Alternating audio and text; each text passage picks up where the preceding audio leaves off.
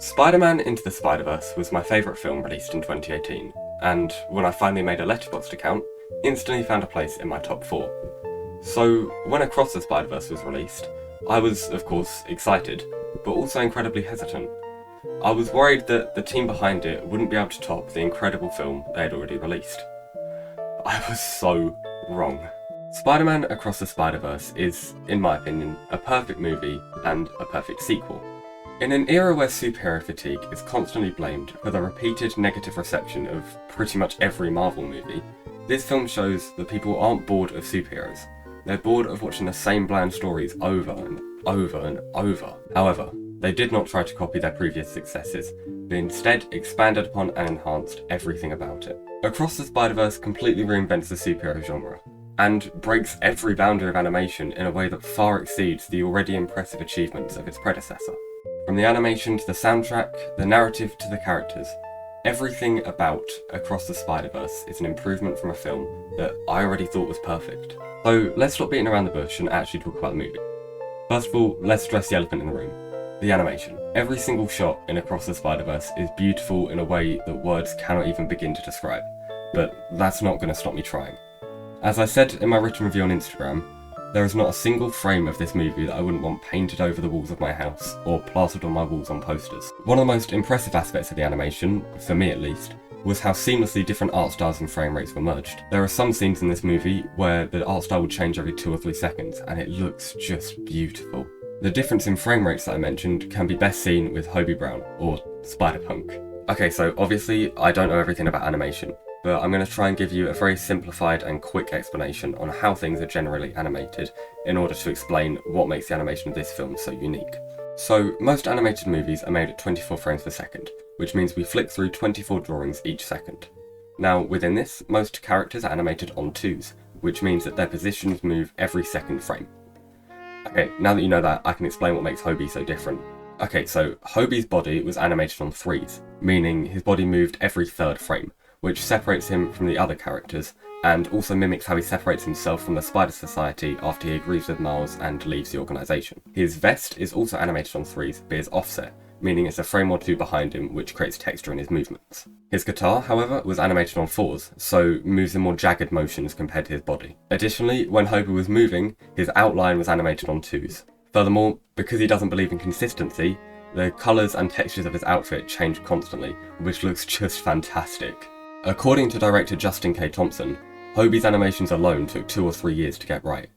The fact that the team behind Across the Spider-Verse put this much time and effort into creating just one character shows the emotion and love that was poured into this movie.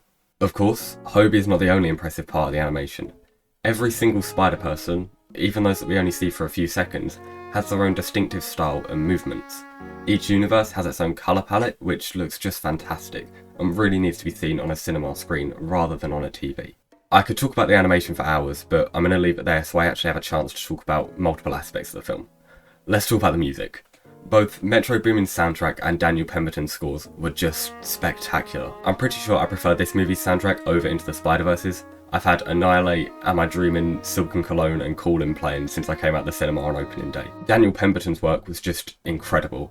I love Spider-Gwen's, Pav's, Miguel's and Hobie's themes, and any music that plays while Miles is doing absolutely anything is just incredible to experience.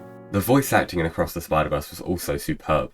Shameik Moore and Haley Steinfeld were, of course, fantastic, and were complemented brilliantly by every other Spider-Person. Before coming into the film, I was a bit nervous about Daniel Kaluuya and Oscar Isaac being in it, because usually I prefer hiring professional voice actors. However, they both knocked their roles absolutely out of the park, and now that I've heard their performances, I can't imagine anyone else voicing their characters. It goes to show the quality of these performances when, even though the film is filled to the brim with amazing action sequences and stunning visuals, it's the quiet conversations that sit with you the longest. Whilst I have, of course, been obsessing over Spot's transformation and the massive chase scene, I was impacted perhaps more by the rooftop conversation between Miles and Gwen, or the scene where Miles tells his mum that he's Spider-Man. That's what makes Across the Spider-Verse so great. Each character feels human, like you're watching actual people interact. When every movie has world-ending stakes, I begin to stop caring about the threats posed against the characters. but when these stakes shift to a more personal tone, I become so invested in the narrative. Recently, I read an interview with the directors of Across the Spider-Verse, where they said that they figured out that the only way to build on from world-ending stakes was to create personal ones. In this movie, the fate of the entire multiverse lies in Miles' hands, but he doesn't care about that, and neither do we. Both Miles and the audience care more about the safety of Jeff, Miles' dad, than the fate of some fictional universe. The directors and writers of this movie play on this fact brilliantly, and they're aided by the raw performances of Brian Tyree Henry and Luna Lauren Velez as Miles' parents. We feel so much for these characters, which makes the narrative and what Spot tells Miles he's going to do to them much more impactful. Speaking of Spot, I don't know how I've gone this long without talking about him. Jason Schwartzman blows pretty much every other Marvel villain completely out of the water by perfectly portraying a character that goes from a comedic catalyst to a genuine threat and steals absolutely every scene he's in. I cannot wait to see what they do with him in Beyond the Spider-Verse. I think he's going to be absolutely incredible. I loved his animation, his voice acting, his arc, and how he was left at the end of the movie. Speaking of the end of the movie, let's address that cliffhanger.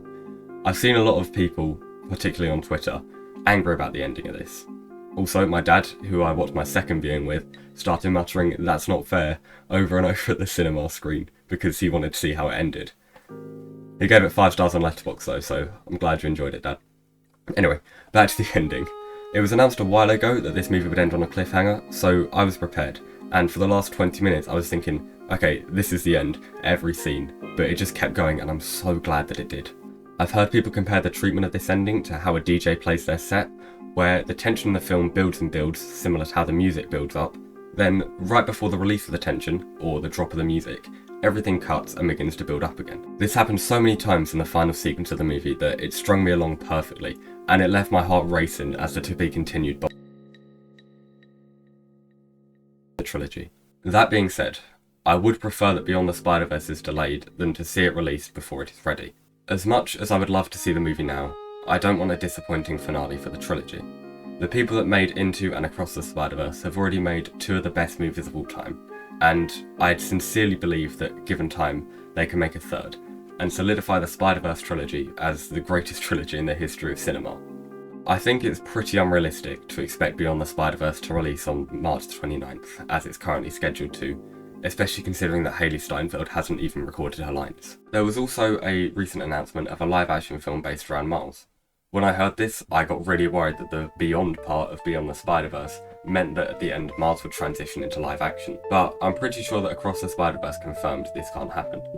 In the movie, we see that animated and live action universes coexist, which should show that this Miles can't turn into a live action character. This filled me with so much relief because there's no way that the personality of this specific character or these movies as a whole could be replicated in live action. Overall, Spider-Man Across the Spider-Verse is a masterpiece in filmmaking. The film perfectly balances jaw-droppingly gorgeous animation, beautiful music, incredible voice acting performances, and an emotional, heartfelt story to culminate in what has quickly become my favourite movie of all time. It's simply spectacular. Thank you all so much for watching. Like the video and subscribe to the channel if you enjoyed it. I'm trying to reach 400 subscribers by the end of the year, so any support is greatly appreciated. Follow me on Instagram to see written reviews of movies that particularly stand out to me. Or follow me on Letterboxd to see everything that I watch. Thank you all so much for watching.